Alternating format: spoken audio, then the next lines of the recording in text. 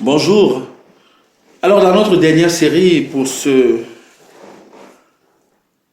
journée dominicale, nous allons parler du premier adversaire de la rédaction d'une vision. Dans la première vidéo, nous t'avons parlé de l'importance de la rédaction d'une vision. Nous t'avons donné 3 principaux éléments utiles à la rédaction. 3 raisons principales pour lesquelles la rédaction d'une vision est importante. Permettez-moi d'ajuster. Voilà. Nous t'avons donné 3 raisons principales pour lesquelles écrire une vision est importante. Dans la deuxième partie, nous t'avons expliqué comment rédiger une vision, autrement dit, ce qu'il faille faire, et puis comment rédiger une vision dans le préalable. Et là, il est question de te dire clairement quel est l'adversaire majeur de la rédaction d'une vision. Nous l'avons déjà énoncé, et là, nous allons apporter mettre un point d'ordre. En réalité, le premier adversaire, c'est la distraction, parce que c'est la distraction qui essaiera justement de te faire oublier, de te faire changer de focus, d'enlever ton focus sur la vision, parce qu'une vision de ta vie, c'est en réalité ton blueprint, c'est en réalité ce qui te sert de roadmap, dont tu ne dois pas t'en départir. C'est ce qui te sert de canevas, de guideline. Vous voyez? Or, la distraction fera que vous serez amené à faire des choses parallèles, peut-être tout aussi importantes, mais qui ne vous permettront pas d'aller dans le sens de l'accomplissement de votre mission ou de la réalisation de votre vision. Et la plus grande distraction, le diable est très malin, puisqu'il sait qu'en fait vous êtes très sage et vous ne pourrez plus, vous allez éviter de faire certaines choses mauvaises, parce que, entre guillemets, c'est le péché, ou parce que ce sont des choses qu'un enfant de Dieu ne devrait pas faire. Il introduira donc dans votre agenda des choses qui sont bonnes, mais qui ne sont juste pas justes pour vous. That is the importance of the difference to make between a good thing and a right thing. Quelque chose de bien, quelque chose peut être bon, quelque chose peut être bien, mais pas bien pour vous, pas bien dans l'accomplissement de votre mission, pas utile, pas indispensable dans l'accomplissement de votre mission, parce que dans l'accomplissement de votre mission, il y a certainement un certain nombre de choses que vous ne devriez pas faire. Il y a certainement un certain nombre de choses desquelles vous devez vous distancer. La masse peut faire ces choses-là. Les autres peuvent faire ces choses. Mais vous serez astreint à un type de vie parce que ça ne rentre pas tout simplement en adéquation avec ce que les autres peuvent faire. Je vais même pousser le bouchon plus loin. Ce n'est pas parce que 10 personnes sont appelées au ministère du chant que les 10 ont forcément la même vision ou la même mission. Vous comprenez un peu? Donc il faut faire, c'est un travail minutieux. C'est un travail qui nécessite un accompagnement. Et j'aimerais que vous utilisiez les 2 prochaines semaines de mars pour travailler sur ces 3 aspects.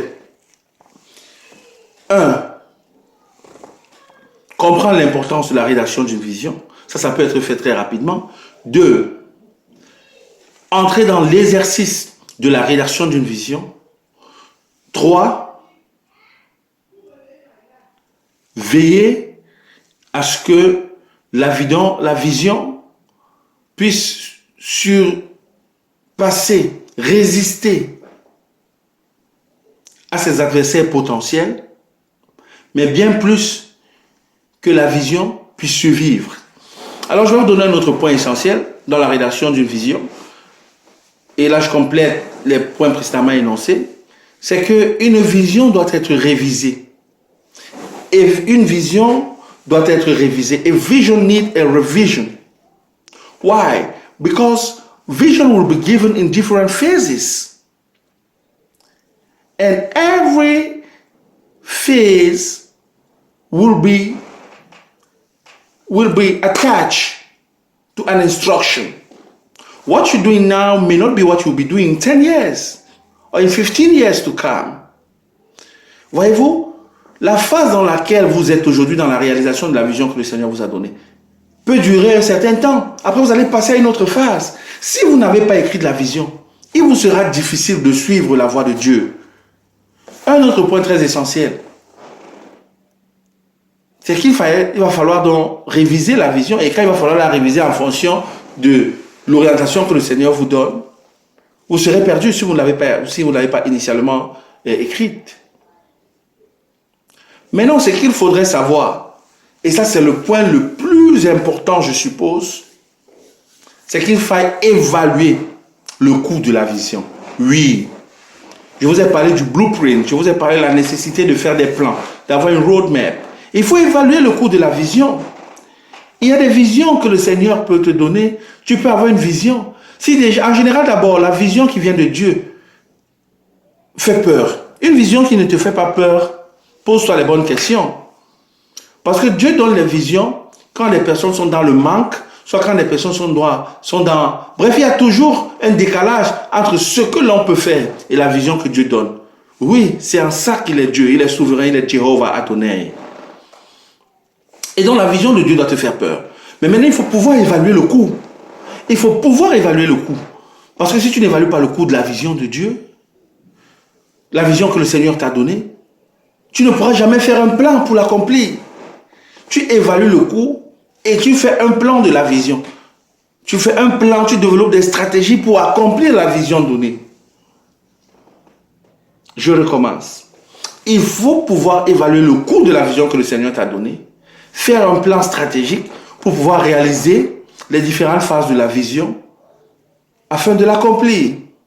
Et donc, bien aimé, si tu n'as même pas encore compris pourquoi il est important d'avoir une vision, si tu n'as même pas encore commencé à rédiger une vision, mais tu as des plans dans la tête, tu sais ce que tu veux dans la tête, comprends-moi, tu n'en as même pas une. Il n'y a aucune vision que le Seigneur t'a donnée. Tu as juste des ambitions, des vœux pieux et creux, tu as certainement des souhaits, mais c'est des souhaits qui ne changeront pas le monde.